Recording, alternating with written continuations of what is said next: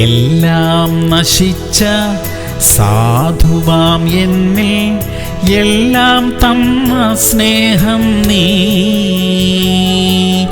ജീവൻ നശിച്ച ആത്മാവിൽ നിത്യ ജീവൻ തന്ന സ്നേഹം നീ.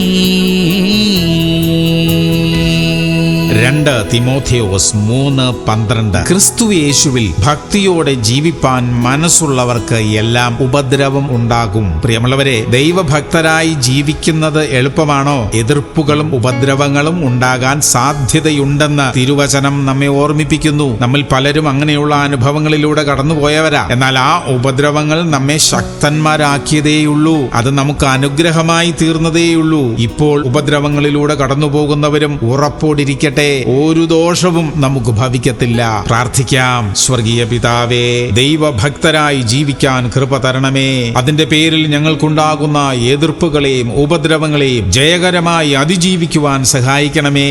യേശു ക്രിസ്തുവിന്റെ നാമത്തിൽ തന്നെ. ആമേൻ, ആമേൻ, ആമേൻ.